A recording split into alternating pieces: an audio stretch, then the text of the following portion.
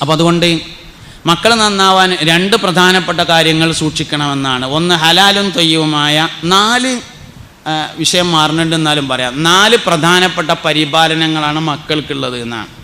4 പ്രധാനപ്പെട്ട പരിപാലനങ്ങളാണ് മക്കൾക്കുള്ളത്. ഒന്ന്, മക്കളുടെ ഈമാൻ പരിപാലിക്കുക. 2, മക്കളുടെ സ്വഭാവം പരിപാലിക്കുക. 3, മക്കളുടെ ഇൽമ് വിവരം പരിപാലിക്കുക. 4, മക്കളുടെ ശരീരം പരിപാലിക്കുക. അങ്ങനെ 4 എണ്ണമാണ്. അതിൽ ശരീരം പരിപാലിക്കുക എന്നതിൽ പെട്ടതാണ് ഹലാലും തൊയ്യവുമായ ഭക്ഷണം മാത്രം കഴിക്കാൻ കൊടുക്കുക. നിങ്ങൾ പിന്നെ ഏതായാലും കല്യാണം പറയാൻ മറന്നാലും ഞാൻ പിന്നെ വരാൻ മറക്കണ്ടെന്ന് കരുതിയിട്ട് നേരത്തെ തന്നെ പോന്നതാണ്. തൊയ്യബാവൂല, ചോറ് കഴിക്കരുത്, പൊയ്ക്കോളി. പറയാൻ മറന്നാൽ പൊയ്ക്കോളി, കുഴപ്പമില്ല, ചോറ് കഴിക്കാൻ പറ്റൂല. അഭിമാനം നഷ്ടപ്പെട്ടാൽ ഭക്ഷണം തൊയ്യബല്ലാതെയാവും. അഭിമാനം പോയാൽ ഭക്ഷണം തൊയ്യബല്ലാതെയായി. അതുകൊണ്ട് ചോറ് കഴിക്കാൻ പറ്റില്ല, പോകാനേ പറ്റുള്ളൂ. എല്ലായിടത്തുനിന്നും തിന്നാന്നുള്ള ഇടപാട് നടത്തരുത്. ഭക്ഷണത്തിന് നല്ലോണം സൂക്ഷിക്കണം. പ്രത്യേകിച്ച് ഭക്ഷണം കൈകാര്യം ചെയ്യുന്നവർ നല്ലോണം സൂക്ഷിച്ചില്ലെങ്കിൽ ബുദ്ധിവൈകല്യം, അംഗവൈകല്യം, ചിന്താവൈകല്യം 3-ൽ 1 മക്കളിൽ അനുഭവിക്കേണ്ടി വരും. 3-ൽ 1 മക്കളിൽ അനുഭവിക്കണം. ഞാൻ ഒരിക്കൽ വണ്ടിയൊന്നുമില്ലാത്ത കാലത്ത് കണ്ണൂർ ഭാഗത്തുനിന്ന് എവിടുന്ന് ഒരു പരിപാടി കഴിഞ്ഞ് വരികയാണ്. ബസ്സിൽ കയറിയിട്ട് അപ്പോൾ കോഴിക്കോട് പുതിയ സ്റ്റാൻഡിൽ ഇറങ്ങി. അപ്പോൾ ചെറുതായിട്ടൊരു വിശപ്പുണ്ടായിരുന്നു. അപ്പോൾ ഒരു തട്ടുകടയിൽ, ഒരു പീടിയിൽ, ബസ് സ്റ്റാൻഡിൽ തന്നെ ഉള്ള ഒരു കടയിൽ എന്തെങ്കിലും ഭക്ഷണം ഉണ്ടെങ്കിൽ കഴിക്കാൻ വേണ്ടി കയറി. അപ്പോൾ പീടിയക്കാരനോട് ഇവിടെ എന്താ ഉള്ളതെന്ന് ചോദിച്ചാൽ പറഞ്ഞു ആംപ്ലേറ്റും ബ്രെഡും ആണുള്ളത്, കാപ്പിയും ചായ ഉണ്ട് പറഞ്ഞു. അങ്ങനെ ആംപ്ലേറ്റും ബ്രെഡും തിന്നു. അപ്പോൾ ഇങ്ങനെ ഈ കുപ്പിയിൽ വെള്ളം വെച്ചിട്ടുണ്ട്. ഇന്നിപ്പോൾ അത് വ്യാപകമാണെങ്കിലും അന്നതൊരു അത്ഭുതമാണ്. കുപ്പിയിൽ ഇങ്ങനെ ആക്കിയിട്ട് വെള്ളം വെക്കാറിന്. മുമ്പൊക്കെ കല്യാണത്തിന് സർവത്ത് സോഡ കുപ്പി കൊടുത്തിരുന്നില്ല. അപ്പോൾ 2 ഗ്ലാസ് കുടിക്കും. സംഗതി ക്ലാസ് പറഞ്ഞാലും അത് തന്നെയാണ് സാധനം. എന്നാലും സോഡ കുപ്പി പോരുമ്പോൾ ഒരു എന്തോ എന്ന മാതിരി കുപ്പിയിൽ വെള്ളം വെച്ചിട്ടുണ്ട്. അപ്പോൾ ഞാൻ ഭക്ഷണം കഴിക്കാൻ ഇരിക്കുന്നിടത്ത് 2 കുപ്പിയിൽ വെള്ളമുണ്ട്. അപ്പം എല്ലാവരും ഇങ്ങനെ അതിന് എടുത്ത് കുടിക്കുന്നുണ്ട്. അപ്പം ഞാനിതേമാതിരി ബ്രെഡും ആംപ്ലേറ്റും ഒക്കെ തിന്നു കഴിഞ്ഞതിന് ശേഷം അതിന് വെള്ളം എടുത്ത് കുടിച്ചു.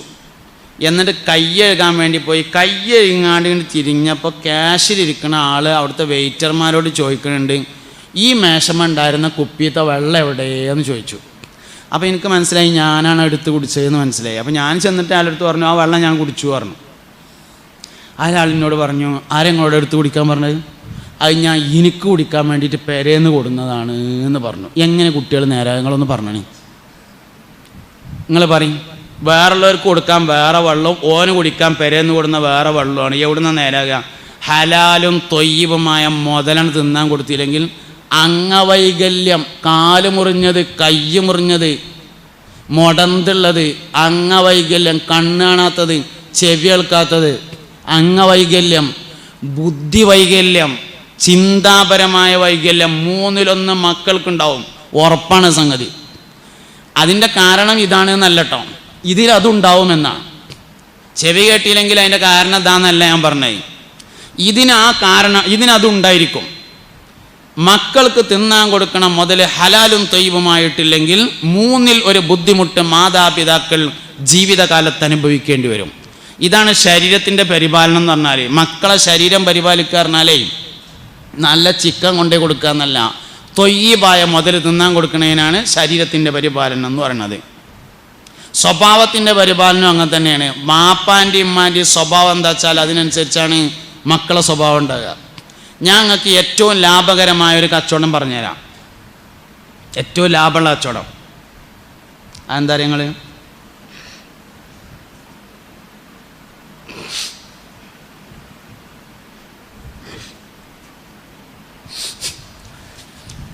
ഏറ്റവും ലാഭമുള്ള കച്ചവടം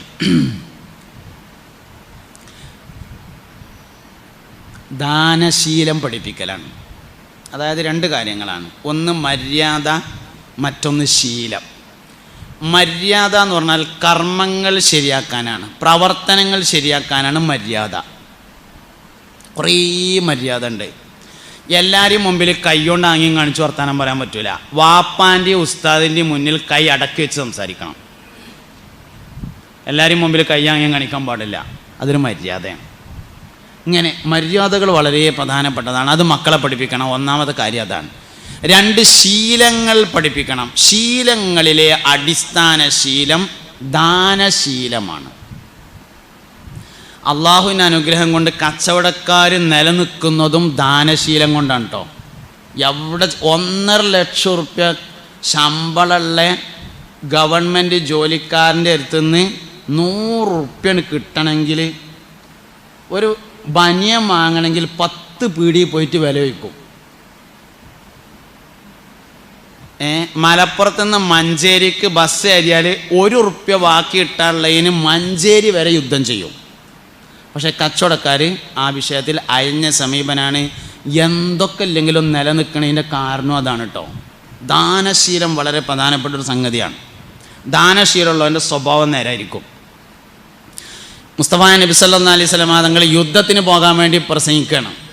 സഹാബത്തെ യുദ്ധത്തിന് പോകാൻ അനിവാര്യമാണ്, എല്ലാവരും കാര്യമായിട്ട് സംഭാവന ചെയ്യണം, ഇല്ലെങ്കിൽ ശത്രുക്കൾ മദീനയിലേക്ക് കടന്നു വരും, അപ്പോൾ മദീനയിലെ സ്ത്രീകളുടെയും കുട്ടികളുടെയും കാര്യം അപകടത്തിലാകും. ഇത് കേട്ടപ്പോൾ ഉസ്മാൻ റളിയല്ലാഹു അൻഹു എഴുന്നേറ്റ് എന്നിട്ട് പറഞ്ഞു, അള്ളാഹിൻ്റെ റസൂലേ, 100 ഒട്ടകങ്ങളും അവകൾക്ക് ചുമക്കാൻ മാത്രമുള്ള ആയുധങ്ങളും ഞാൻ തരാം. രണ്ടാമതും വയല് പറഞ്ഞു. വയല് കേട്ട ഉസ്മാൻ റളിയല്ലാഹു അൻഹു രണ്ടാമത് എഴുന്നേറ്റ് പറഞ്ഞു, നബിയെ, 100 ഒട്ടകങ്ങളും അവകൾക്ക് ചുമക്കാൻ മാത്രമുള്ള ആയുധങ്ങളും ഞാൻ തരാം. ഈ 100 ഒട്ടകത്തിനൊരു രഹസ്യമുണ്ട്. അന്തരങ്ങൾ അന്ന് അതിനേക്കാൾ വലിയ സംഖ്യ പറഞ്ഞും കേട്ടും പരിചയമില്ല. എല്ലാ കാലത്തെയും സംഖ്യ ഒരേ മാതിരിയല്ല. ഞാനൊക്കെ സ്കൂൾക്ക് പോയി നിന്ന് കേട്ട ഒരു അനൗൺസ്മെൻറ്റ് ഓർമ്മയുണ്ട്. എന്താ? ലോട്ടറിയുടെ അനൗൺസ്മെൻറ്റാണ്. 1 ലക്ഷം രൂപയും മാരുതി കാറും ഇങ്ങക്കാണ് നാളെയാണ് എന്ന് പറഞ്ഞിട്ട് ജീവിതകാലം മുഴുവൻ അടിച്ച് പൊളിച്ച് ചെലവഴിച്ചാലും തീരാത്ത 1 ലക്ഷം രൂപയും മാരുതി കാറുമാണ് നാളെ ആരംഭെടുത്താൽ ഇങ്ങക്ക് എന്നാണ്. ജീവിതകാലം മുഴുവൻ അടിച്ച് പൊളിച്ച് ചെലവഴിച്ചാൽ തീരാത്ത 1 ലക്ഷം ഉറുപ്പ്യ. കാൽ ചായ കുടിച്ചാൽ തികയാത്ത പൈസയാണത്. എല്ലാ കാലത്തെയും സംഖ്യ ഒരുപോലെയല്ല. അന്നത്തെ വലിയ എമൗണ്ടാണ് 100. അതാണ് 100 ഒട്ടകവും അവകൾക്ക് ചുമക്കാൻ മാത്രമുള്ള ആയുധവും എന്ന് പറഞ്ഞതിൻ്റെ കാരണം. രണ്ടാമത് ചോദിക്കുമ്പോൾ പിന്നെയും പറയണത് വേറെ ഒരു 100 ഒട്ടകവും അവകൾക്ക് ചുമക്കാൻ മാത്രമുള്ള ആയുധവും എന്നാണ് പറഞ്ഞത്. ഇതിങ്ങനെ കേൾക്കുമ്പോൾ നമുക്ക് തോന്നും, മൂപ്പര വാപ്പാക്ക് കുറേ ഭൂസ്വത്തുണ്ടാവും, അതിൽ അങ്ങാടിയിലുള്ള 30 സെൻറ്റിൽ നിന്ന് ഒരു 10 സെൻറ്റാണ് കൊടുത്തത് ഇക്കാരെന്ന്. അല്ല, ഉസ്മാൻ റളിയല്ലാഹു അൻഹു ഊരമ്മ 2 കാലിങ്ങനെ വെച്ചെട്ടിയിട്ട് കയ്യ് വീശിയിട്ട് മക്കയിൽ നിന്ന് മദീനയിലേക്ക് ഹിജ്റ വന്ന മുഹാജിറാണ്. എന്തേ കൊടുത്തതിൻ്റെ കാരണം? കൊടുക്കാനുള്ള മനസ്സാണ്, വേറൊന്നുമല്ല. ആർക്കുണ്ടാവുക? ദാനശീലമുള്ളവനെ സമ്പത്തുണ്ടാവും. ഇസ്ലാമിൽ, മുസ്ലിമിൽ, മുഅ്മിനീങ്ങളുടെ കൂട്ടത്തിൽ ഏതെങ്കിലും ഒരു മനുഷ്യന് ഹലാലും ത്വയ്യിബുമായ രീതിയിൽ സമ്പത്തുണ്ടായിട്ടുണ്ടോ? ഓനോ ഓൻ്റെ വാപ്പാൻ്റെ വാപ്പേ 3 തലമുറയിൽ ഒരാൾ ദാനശീലമുള്ളവനായിരിക്കും. എഴുതി വെച്ചിട്ട് നിങ്ങൾ പഠിച്ചു പോയിക്കോളി. അറബിനെ യത്തീംഖാനെ ചേർത്തത് അല്ലെങ്കിലാണ് ഈ പറഞ്ഞത് കേട്ടോ. അത് ഹലാലായതല്ലല്ലോ. ഹലാലായ മാർഗത്തിൽ, ശരിയായ മാർഗത്തിൽ ആരെങ്കിലും സമ്പന്നനാകുന്നുണ്ടോ? ഓനോ ഓൻ്റെ വാപ്പാൻ്റെ വാപ്പേ 3 തലമുറയിൽ ഒരാൾ ദാനശീലം ഉള്ളവൻ അല്ലാതെ മുഅ്മിനീങ്ങൾ മുസ്ലിങ്ങളിൽ നിന്ന് ഒരാൾക്ക് അല്ലാഹു സമ്പത്ത് നൽകുകയില്ല. എന്താ കാരണം? നിങ്ങൾ സ്വതക്കയേക്കാൾ, ദാനധർമ്മങ്ങളെക്കാൾ ലാഭമുള്ള ഒരു കച്ചവടം വേറെയില്ല. മുസ്തഫായ നബി തങ്ങൾ പറഞ്ഞു, അൽ ഹസനതു ബി അശ്രി അംസാലിഹ. ഒരിക്കൽ ഫാത്തിമ ബി റളിയല്ലാഹു അൻഹക്ക് പനി പിടിപെട്ടു. പനിച്ചിട്ട് പനി മാറാൻ നേരത്ത് മാറിയിക്കണു. അപ്പോൾ ഒരു ദിവസം അലി റളിയല്ലാഹു അൻഹു ഭക്ഷണം കഴിച്ചുകൊണ്ടിരിക്കുകയാണ് ഉച്ചക്ക്. ആ സമയത്ത് ഫാത്തിമ ബി പറഞ്ഞു, എനിക്ക് ദണ്ണം മാറി നോക്കുമ്പോൾ ഒരു ഉറുമാമ്പഴം തിന്നാൻ വല്ലാത്തൊരു പൂതി അറിഞ്ഞു. അപ്പോൾ അലി റളിയല്ലാഹു അൻഹു ഇങ്ങനെ ഭക്ഷണം കഴിക്കാൻ വേണ്ടി ഇങ്ങനെ ഇരിക്കുമായിരുന്നു. മൂപ്പര് അവിടുന്ന് നീച്ചിട്ട് പറഞ്ഞു, ഞാൻ ഇപ്പോൾ വരട്ടോ പറഞ്ഞു. അങ്ങനെ അവിടെ നിന്ന് പോയി മാർക്കറ്റിൽ പോയിട്ട് ഒരു ഉറുമാമ്പഴം വാങ്ങിയിട്ട് മടങ്ങി വന്നു. വരുന്ന വഴിക്ക് ഒരാളെ കണ്ടു. ജയിലിൽ നിന്ന് മോചിതനായി വരുന്ന ഒരാളെ കണ്ടു. അയാൾ ചോദിച്ചു, അലിയാരെ വിശന്നിട്ട് വയ്യ, അതുകൊണ്ട് എന്തേലും തിന്നാൻ പറ്റിയതാ ഉറയിലുണ്ടെങ്കിൽ തരികയായിരുന്നു. ഒരു ഉറുമാമ്പഴം ഉള്ളത്. അലി റളിയല്ലാഹു അൻഹു ഇങ്ങനെ ആലോചിച്ചു, ഇയാൾക്ക് വിശന്നിട്ടും ഫാത്തിമാക്ക് പൂതിയായിട്ടുമാണ്. പൂതിക്കാണോ 1ാം സ്ഥാനം, വിശപ്പിനാണോ 1ാം സ്ഥാനം? വിശപ്പിന് 1ാം സ്ഥാനം കൊടുക്കാൻ തീരുമാനിച്ചിട്ട് അയാൾക്കാണ് കൊടുത്തു. രണ്ടാമതൊന്നും വാങ്ങാൻ പൈസ ഇല്ല. അതുകൊണ്ട് ഇങ്ങനെ വിഷമത്തോടു കൂടെ വീട്ടിൽ ചെന്നു. ഭക്ഷണം കഴിക്കാൻ വേണ്ടി ഇരുന്നപ്പോൾ ഭാര്യ ചോദിച്ചു, പോയ മാതിരിയല്ലല്ലോ വന്നത്, മുഖത്ത് നോക്കി എന്തോ ഒരടങ്ങേറുണ്ടല്ലോ പറഞ്ഞു. അതിൽ പറഞ്ഞു, സംഗതി എന്നോടുള്ളത് പറയാലോ, ഞാൻ ഒരു ഉറുമാമ്പഴത്തിന് പൂതി പറഞ്ഞപ്പോൾ ഒരു ഉറുമാമ്പഴത്തിൻ്റെ പൈസ ഉണ്ടായിരുന്നു, അപ്പോൾ വാങ്ങാൻ വേണ്ടി പോയതാണ്. വരുമ്പോൾ ജയിലിൽ നിന്ന് വരുന്ന ഒരാളെ കണ്ടു, അയാൾക്ക് വിശപ്പാണെന്ന് പറഞ്ഞപ്പോൾ ഞാനതിന് കൊടുത്തു, വേറൊന്നും വാങ്ങാൻ പൈസ ഇല്ല. അപ്പോൾ ഫാത്തിമ ബി പറഞ്ഞു റളിയല്ലാഹു അൻഹ, നിങ്ങളത് കൊടുത്തതുകൊണ്ട് വലിയ റാഹത്തായി, കൊടുത്തിട്ടില്ലെങ്കിൽ അത് ഇക്കാരപ്പം ഏറ്റവും വലിയൊരു വിഷമം എന്ന് പറഞ്ഞിങ്ങനെ ഇരിക്കുമ്പോൾ അബ്ദുല്ലാഹിബ്നു അംർ ബിൻ ലാസ് റളിയല്ലാഹു അൻഹു കയറി വരുന്നുണ്ട്. ഇവരുടെ കയ്യിലൊരു കീസുണ്ട്. ആ കീസാണ് കൊടുത്തു അലി റളിയല്ലാഹു അൻഹു. എന്നിട്ട് പറഞ്ഞു, അലിയാരെ, ഇത് നിങ്ങൾക്ക് തരാൻ വേണ്ടി ഒരാൾ ഏൽപ്പിച്ച ഉറുമാമ്പഴമാണ് പറഞ്ഞു. എടുത്തു നോക്കുമ്പോൾ 9 ഉറുമാമ്പഴമുണ്ട്. അലി റളിയല്ലാഹു അൻഹു പറഞ്ഞു, അംറേ, ഈ ഉറുമാമ്പഴം എനിക്കുള്ളതായിരിക്കൂല കേട്ടോ പറഞ്ഞു. അപ്പോൾ അംർ ബിൻ ലാസ് റളിയല്ലാഹു അൻഹു ചോദിച്ചു, നിങ്ങൾക്കുള്ള തന്നെയാണ്, എന്താ നിങ്ങൾക്കുള്ളതല്ല എന്ന് പറയാൻ കാരണം എന്ന് ചോദിച്ചു. അതിൽ പറഞ്ഞു, ഇതിൽ 9 ഉറുമാമ്പഴമാണ്. അൽ ഹസനത്തു ബി അശ്രി അംസാലിഹ എന്നാണ് മുഹമ്മദ് നബി പറഞ്ഞിട്ടുള്ളത്. ഒരു നന്മ 10 ഇരട്ടി കൊണ്ടാണ് തിരിച്ചു കിട്ടുക എന്നാണ് പറഞ്ഞിട്ടുള്ളത്. എനിക്കുള്ളതാണെങ്കിൽ 9 എണ്ണം പോരാ, 10 എണ്ണം ഉണ്ടാവും എന്ന് പറഞ്ഞു. അംർ ബിൻ ലാസ് ഒന്നിങ്ങനെ പിന്നിക്ക് പിടിച്ചിരുന്നു. അതും കൂടിയാണ് കൊടുത്തിട്ട് പറഞ്ഞു, 10 എണ്ണം എടുത്തോളിന്ന്. നമുക്ക് എന്താ കിട്ടാത്തതിൻ്റെ കാരണം? ഇതൊന്നും നമുക്കണ്ട് ഈമാനല്ല എന്നുള്ളതാണ്. ദാനശീലമുള്ളവനല്ലാതെ മുസ്ലിംകളിൽ സമ്പത്തുണ്ടാവില്ല. ദാനശീലമുള്ളവനല്ലാതെ നല്ല വഴിയിൽ സമ്പത്തുണ്ടാവില്ല. അതുകൊണ്ട് മക്കളെ ദാനശീലം പഠിപ്പിക്കണം. നമുക്ക് ദാനശീലം ഉണ്ടാവണം, സമ്പത്തുണ്ടാവും. കച്ചവട വിജയത്തിൻ്റെ പ്രധാനപ്പെട്ട രഹസ്യം അതാണ്, ദാനശീലമാണ്. 1.5 ലക്ഷം ഉറുപ്പ്യ ശമ്പളമുള്ളവൻ്റെ മക്കളിൽ നിന്ന് ദീനിന് നേതൃത്വം കൊടുക്കുന്ന ആളുകൾ വരാത്തതിൻ്റെ കാരണം, ദീനിന് ഉപകാരപ്പെടാത്തതിൻ്റെ കാരണം ദാനധർമ്മങ്ങൾക്ക് വിഹിതം മാറ്റിവെക്കുന്നില്ല എന്നതാണ്. ദാനത്തിന് ഒരു വിഹിതം എൻ്റെ മാറ്റിവെക്കണില്ല എന്നുള്ളത് തന്നെയാണ് പ്രശ്നം. അതുകൊണ്ട് സമ്പത്തിൻ്റെ വളർച്ചയുടെ പ്രധാനപ്പെട്ട ഘടകം ദാനശീലമാണ്. ദാനം വേറെയാണ്, ദാനശീലം വേറെയാണ്. ദാനശീലമുണ്ടെങ്കിലേ ദാനം കൊടുക്കാനുള്ള പൈസ ഉണ്ടാവുള്ളൂ. ഇല്ലെങ്കിൽ കീശയ്ക്ക് ഇങ്ങനെ ഊതേ ചെയ്യുള്ളൂ, സാധനം പൊന്തൂല. പിരിവുകൊണ്ട് വന്നാൽ അതാ പേഴ്സ് മറന്നു പറയും, സാധനം കിട്ടൂല. ശീലമുള്ളവന് കിട്ടും, അല്ലാത്തവന് കിട്ടൂല. ശീലം പഠിപ്പിക്കണം, ദാനശീലം പഠിപ്പിക്കണം. കച്ചവടക്കാരോടാണ് ഞാൻ സംസാരിക്കുന്നത്. പിരിവിനെ ഉദ്ദേശിച്ചുകൊണ്ടുള്ള വയലല്ല ഇത്. ഇങ്ങളും ദുന്യാവും ആഖിറും രക്ഷപ്പെടാനുള്ള വയലാണ്. അതുകൊണ്ട് ദാനശീലം മക്കളെ പഠിപ്പിക്കണം. എങ്ങനെ പഠിപ്പിക്കുക? പെരയിൽ ഇങ്ങനെ ഇരിക്കുകയാണെന്ന് ഓറിസ്കരിച്ചിട്ട് അപ്പോൾ ഒരാൾ വന്നു, വാതിലുമ്മ വെല്ലടിച്ചു. കാലുകൊണ്ട് ചെയ്യാത്ത ആളാണെന്ന് മനസ്സിലായി. അപ്പോൾ നോക്കി മോനെ വിളിച്ചിട്ട് പറഞ്ഞു, മനുഷ്യൻ്റെ 5 നയാ പൈസ ഇല്ലാത്തടത്ത് ഈ റമദാൻ മാസം അവസാനമായിട്ട് ഓരോന്നിങ്ങനെ ഏന്തി വലിഞ്ഞ് കയറി വരുന്നത് കണ്ടില്ലേ, വാപ്പോടല്ല എന്ന് പറഞ്ഞാടാന്ന് പറയാം. ഇതൊരു പഠിപ്പിക്കലാണ്. വേറൊരു പഠിപ്പിക്കലുണ്ട്. വല്യമ്മക്ക് ഗോരോചനാദി ഗുളിക വാങ്ങാൻ വെച്ചിരുന്ന പൈസയിൽ നിന്ന് 5 ഉറുപ്പ്യ എടുത്തിട്ട് മോൻ്റെ അടുത്ത് കൊടുത്തിട്ട് പറഞ്ഞു, മോനെ ബാപ്പാൻ്റെ അടുത്ത് ഒന്നുമില്ല, എന്നാലും നമ്മളെ അടുത്ത് നിന്ന് എന്തെങ്കിലും കിട്ടുമെന്ന് കരുതിങ്ങാണ്ട് വന്നതല്ലേ ഒരു മനുഷ്യൻ, വെറും കൈയോടെ മടക്കുന്നത് ശരിയല്ല. വാപ്പാൻ്റെ കുട്ടി ഇതാണ് കൊണ്ടേ കൊടുത്തലാന്ന് പറഞ്ഞാൽ ദാനശീലം പഠിക്കും. ദാനശീലം പഠിപ്പിച്ചാലല്ലാതെ സമ്പന്നന്മാരുണ്ടാവില്ല. നമ്മൾ ചില നാട്ടിൽ ചെന്നാൽ പറയല്ലോ, ഇവിടുത്തെ ദീനി കാര്യങ്ങളൊക്കെ നടക്കും, എല്ലാവരും പൈസക്കാരാണെന്ന്. എന്തേ പൈസക്കാരായതിൻ്റെ കാരണം? ദീനി കാര്യങ്ങളൊക്കെ നടക്കുന്നത് സ്വതക്കകളെ കൊണ്ടാണ്. അവർ ദാനശീലരാണ് എന്നതാണ് സമ്പന്നന്മാരാകുന്നതിൻ്റെ കാരണം. അതുകൊണ്ട് കച്ചവടം വിജയിക്കുന്നതിൻ്റെ രഹസ്യം ദാനശീലമാകുന്നു എന്നെല്ലാവരും മനസ്സിലാക്കുക. നമ്മൾ ഒരുപാട് അനുവദനീയമല്ലാത്ത കച്ചവടങ്ങളെ കുറിച്ചിട്ട് പറഞ്ഞിട്ട് കാര്യമില്ല. അനുവദനീയമായ ധാരാളം കച്ചവടങ്ങളുണ്ട്. പിന്നെ വേറെ ഒന്നുണ്ട്, പ്രയാസമുള്ളതിൽ പിടിച്ചു നിൽക്കലാണ് വേഗം സ്വർഗത്ത് പോകാനുള്ള വയ്യേ. നല്ലവർക്ക് ചെയ്യാൻ ഇടങ്ങേറുള്ളൊരു പരിപാടിയാണ് കച്ചവടം. അയിത്തന്നെ പിടിച്ചു നിന്നാൽ എളുപ്പത്തിൽ സ്വർഗത്ത് പോകാൻ പറ്റും.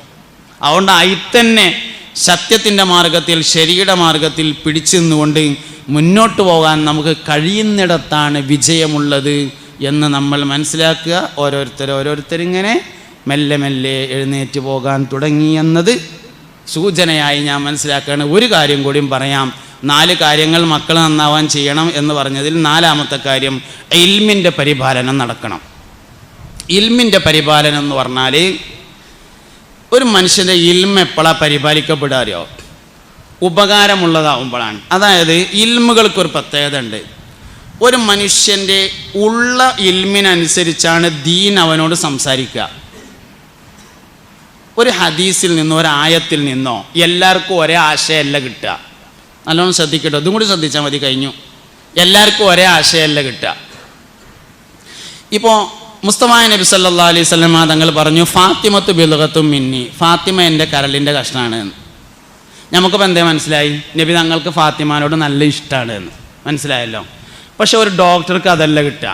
ഡോക്ടർക്ക് എന്താ കിട്ടുക? ഈ കരൾ ഇപ്പം എന്തിനാ കഷ്ണാക്കിയത്? ഫാത്തിമ എൻ്റെ കരളാണെന്ന് പറഞ്ഞാൽ മതിയല്ലോ. ഫാത്തിമത്തു ഖിത്അത്തു കബിദി എന്ന് ഹദീസിലുണ്ട്. ഫാത്തിമ എൻ്റെ കരളിൻ്റെ കഷ്ണാണ് എന്ന്. ആ കഷ്ണം ഒഴിവാക്കിയിട്ട് എങ്ങനെ പറഞ്ഞാൽ മതി? ഫാത്തിമത്തു കബിദി, ഫാത്തിമ എൻ്റെ കരളാണ് എന്ന് പറഞ്ഞാൽ പോരെ. എന്നാൽ മുസ്തഫ നബി സല്ലല്ലാഹു അലൈഹി വസല്ലം തങ്ങൾ വെറുതെ വർത്താനം പറഞ്ഞ ആളാണോ? അല്ലല്ലോ. ഒരു വാക്ക് പറഞ്ഞാൽ അതിൻ്റെ അസർ ഉണ്ടാവില്ലേ?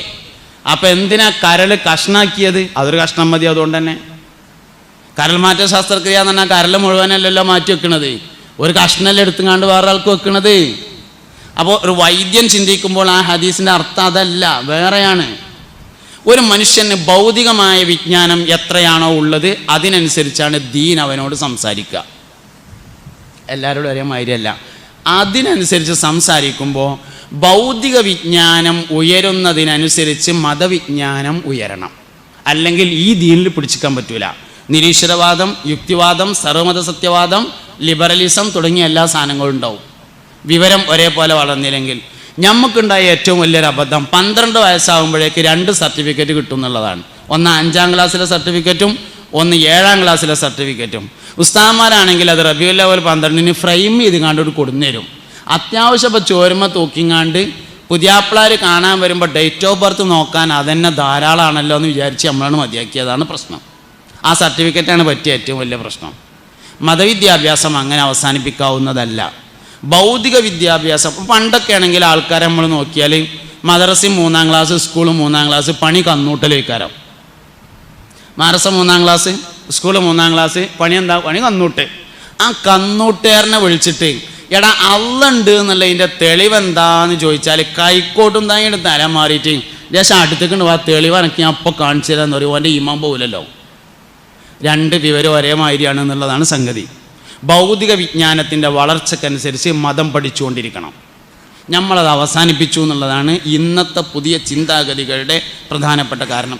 വഴിയുണ്ട്, ഇഷ്ടംപോലെ വഴിയുണ്ട്. പഠിക്കാനുള്ള വഴിയില്ലാത്തതൊന്നുമില്ല. ഒന്നും വേണ്ട, മൊബൈലിൽ പോലും വഴിയുണ്ട്. മൊബൈൽ കയ്യിലുണ്ടോ പഠിക്കാൻ വഴിയുണ്ടല്ലോ, വേണമെന്ന് കരുതിയാൽ മതി എന്നുള്ളതാണ് പ്രശ്നം. അതുകൊണ്ട് മക്കൾ നന്നാണെങ്കിൽ ഇൽമിൻ്റെ പരിപാലനം നടക്കണം. ഇന്നതിനൊരുപാട് സൗകര്യങ്ങളുണ്ട്. 2 പേരും ഒപ്പം പഠിപ്പിക്കാനുള്ള ഒരുപാട് സൗകര്യങ്ങൾ, സമന്വയ വിദ്യാഭ്യാസ രീതികൾ. ബഹുമാനപ്പെട്ട സമസ്ത കേരള ജമിയത്തുൽ ഉലമ വിദ്യാഭ്യാസ ബോർഡ് പുതിയ ഒരു രൂപം കൊണ്ടിട്ടുണ്ട്. ഇപ്പോൾ SNEC എന്ന് പറഞ്ഞിട്ട് ദേശീയ അടിസ്ഥാനത്തിൽ തന്നെ കൊണ്ടുവരാൻ വേണ്ടി രൂപകൽപ്പന ചെയ്തത്. മൂല്യന്മാരാകാനുള്ള ഒരു വിഭാഗം, മൂല്യന്മാർ മാത്രമാകാനുള്ള, അതിന് ശരീഅ എന്നാണ് പേര്. ഓൽക്ക് ഭൗതിക വിവരം പഠിപ്പിക്കും. ഓൽക്ക് തുടങ്ങുമ്പോൾ തന്നെ അറിയാം ഞങ്ങൾ മൂല്യന്മാരാകാനുള്ളതാണ് എന്ന്. വേറൊരു വിഭാഗമുണ്ട്, നല്ല പ്രൊഫഷണൽ ജോലികളിലേക്കുള്ള ഒരു വിഭാഗം, ലൈഫ് സ്ട്രീം എന്നാണ് അതിന് പറയുക. അതിൽ ആൺകുട്ടികളുണ്ട് പെൺകുട്ടികളുണ്ട്. ഞങ്ങൾക്ക് ഭൗതികമായ ജോലി വേണം, നല്ല ജോലി കിട്ടാനുള്ള ആൾക്കാരാണ്, അതിനുള്ള സാമ്പത്തിക ശേഷി ഉണ്ട്, വാപ്പാക്ക് കപ്പാസിറ്റി ഉണ്ട്. പൈലറ്റ് ആവണമെന്ന് ആഗ്രഹിച്ചാൽ പോരല്ലോ, വാപ്പാൻ്റെ അടുത്ത് കാര്യം കൂടി വേണ്ടേ. അപ്പോൾ അങ്ങനെയൊക്കെയുള്ള ആൾക്കാർ അതിനൊരുങ്ങുന്നു. അവർക്ക് അതിൻ്റെ ഒപ്പം മതപഠനം കൊടുക്കുന്നു. ആദ്യത്തെ കൂട്ടക്കാർക്ക് മതപഠനത്തോടൊപ്പം ഭൗതികം കൊടുക്കുന്നു. രണ്ടാമത്തെ കൂട്ടക്കാർക്ക് ഭൗതിക പഠനത്തോടൊപ്പം മതപഠനം കൊടുക്കുന്നു. മൂന്നാമത്തെ അതിൻ്റെ നടുക്കൊരു വിഭാഗമുണ്ട്, അതാണ് ഷീ സ്ട്രീം എന്ന് പറയുന്നത്. പെൺകുട്ടികൾക്ക് മതവും ഭൗതികവും ഒരുപോലെ അല്ലെങ്കിൽ സമന്വയിപ്പിച്ചു കൊണ്ടു കൊടുക്കുന്നു. ഇങ്ങനെ 3 സ്ട്രീമാണ് SNEC അവതരിപ്പിക്കുന്നത്. അതിൻ്റെ അപേക്ഷ ക്ഷണിച്ചു. 17-ാം തീയതിയാണ് അപേക്ഷിക്കേണ്ട സമയം. SLC കഴിഞ്ഞ കുട്ടികൾക്കാണ് അവസരമുള്ളത്. അതുകൊണ്ട് ബഹുമാനപ്പെട്ട സമസ്തയുടെ എല്ലാ പദ്ധതികളും വിജയിക്കാറുണ്ട്. ഈ പദ്ധതിയും വിജയിക്കും.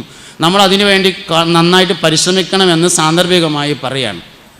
ഈ ഉമ്മത്തിന് 100 കൊല്ലം ദിശാബോധം നൽകിയിട്ടുള്ള വലിയൊരു സംവിധാനമാണ് സമസ്ത കേരള ജമിയത്തുൽ ഉലമ എന്ന് പറഞ്ഞത്.